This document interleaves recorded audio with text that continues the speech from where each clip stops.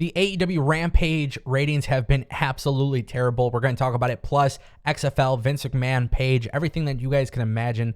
We're going to talk about it in this video. Guys, let's kick things off with Paige. If you don't know what's happening with Paige, let me explain. She is leaving WWE early July. We already made the video on this. I'll put the link up there somewhere, wherever it may be. But nonetheless, if you guys were wondering what to expect with Paige, it looks like she is headed home. According to WAW UK, World Association Wrestling, the promotion owned by Paige's family, has announced that she will be returning home for Frightmare on October 15th at Norfolk Showground. This is actually pretty cool news because obviously I think a lot of people were wondering what was going to happen with Paige. Where will we see her next? Obviously, there's talks about AEW, maybe even Impact. Obviously, this makes a lot of sense for her to go back home, but we don't know exactly what she's going to be doing. And what's also really cool about this, too, for those who follow wrestling in the UK, right now the UK wrestling scene is kind of, it's trying to bounce back. Obviously, WWE kind of impacted it with Progress being, completely changed up. And then obviously COVID and there was just a lot of things that ruined it. There could be a really good chance that Paige, aka Saraya, goes there and has an in-ring, role. Maybe she has some sort of like on-screen type of thing. Maybe it's more of like just connecting with the fans and showcase or whatever it may be. But we don't know what her role will be. And I think the best thing for them to do is just kind of keep her in the presence. Maybe, they could do quite a few things, maybe like a commissioner, that type of thing. Or you can just simply have her wrestle if she is medically cleared. The last time we checked with WWE, when WWE had any sort of reports about this, there was reports that WWE had not cleared her. I think she's going to be wrestling at some point. What better way than to have Paige wrestle with the family? Nonetheless, Paige is coming back. I'll keep you guys updated. And if she does get medically cleared, I'll let you guys know as well, because that is obviously some pretty big news. All right, guys, now I want to turn our attention to the XFL. I normally don't talk about the XFL, but it involves Vince McMahon.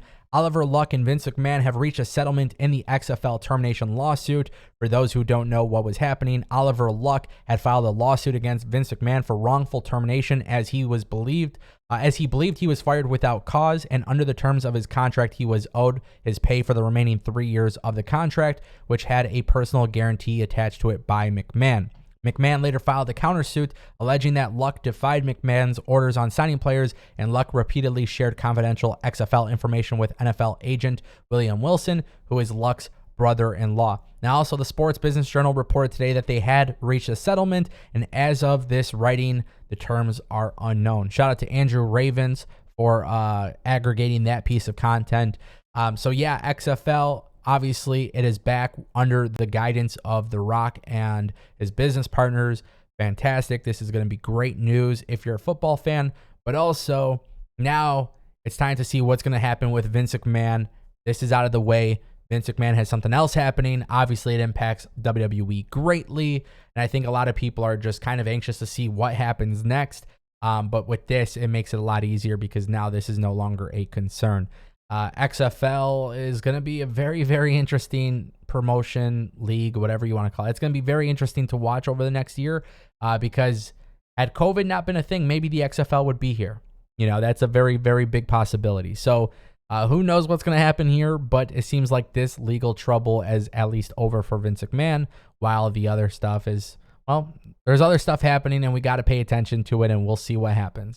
Now, with that being said, guys, I want to talk about AEW Rampage. For those who are unaware, AEW Rampage on June 17, 2022 draws the lowest key demo rating in show history. The live viewership numbers for AEW Rampage are in. Rampage drew 331,000 viewers and a 0.10 rating in the 18 to 49 demographic on TNT in the 10 p.m. time slot. Now, keep in mind the show from the previous week had actually done 476,000 viewers and a 0.16 rating. Now, I see a lot of people on social media when something like this happens, they immediately think that AEW is in trouble. Now, I can't speak from Warner Brothers Discovery. I can't speak from the TV executive stuff. But what I could speak on is my personal experience with Rampage and why I am not watching it live. Maybe this will offer a little bit of a different perspective. Now, I am within the key demographic for AEW, right? Fridays, 10 p.m., I have other things that are going to take a little bit more priority over AEW Rampage. Now, with that being said, AEW and WWE are providing live TV every single week for 52 weeks a year. That is a lot of content. If I miss it once in a while, I don't feel as bad, especially when there's other things that may be a priority. This is normal. That's what life is all about, right? Now, with that being said, I've also noticed that AEW Rampage being pre-taped might be the issue. And the reason why I say this is because for me, personally speaking, I think AEW Rampage is far better than Dynamite. I think AEW Rampage flows very well. I think the show does a lot better of storytelling. I think a lot of the stories are actually being told more so on Rampage than Dynamite. But I also think it just flows really nice. Like it's a very easy to digest show. And I really like that. And the cool thing is when you're watching it, it doesn't feel like a secondary show because you still see big talent on the show. Now, with that being said, being pre-taped might be the issue here. I don't have a criticism of AEW Rampage, but my criticism might be the fact that it's pre-taped. If you remove the pre-taped element and every single week they were live, I have a very strong feeling that more people would be watching. Here's why. Right now, as it stands when it comes to television, and more specifically wrestling and live sports, MMA, things like that. If you're watching an MMA pay-per-view, boxing pay-per-view, WWE pay-per-view, or a show, you can go on Twitter and see the highlight of it literally the moment that it happens. So if you do have other plans that day, you can literally just go and enjoy yourself and literally find out what you're missing for that specific night. This is one of the reasons why when I'm watching AEW Rampage on Friday nights, I typically just go back and watch it on DVR. Not only is it easier to navigate through, but I can skip my commercials and I can skip the stuff that I'm not necessarily interested in. And the cool thing is it takes an hour show and narrows it down to maybe 30 to 45 minutes, depending on what I want, what I don't want to watch.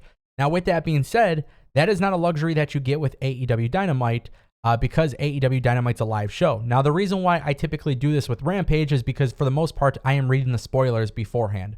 Obviously, as somebody who's covering wrestling, I try to, stay in touch with absolutely everything, and then I still watch it for the entertainment value right after. So my point that I'm making is being pre-taped, being spoiled, there's already tons and tons of people in the crowd who are probably not going to watch it live on TV because they watched it live in the arena, but then also people on the social media who, by the way, AEW has a very, very hardcore audience that are always on the dirt sheets reading spoilers. I think for the most part, they don't tend to want to watch Rampage or Battle of the Belts or any of these other pre-taped events because they already know what's going to happen. And if it seems like it's a big deal to watch the show, it's not a big deal. They'll carry on with their other plans and then just go on social media, look at AEW's Twitter, and that's kind of really the big thing. Do I think AEW is in trouble? Absolutely not. There's no way in hell I think they're in trouble. I can't speak for the TV executives, but I've said this time and time again. The way that we consume content is just differently these days. Plus, AEW is considered a live sport, so my guess is that the value behind the viewership there is very strong. Let me know what you guys think in the comment section down below.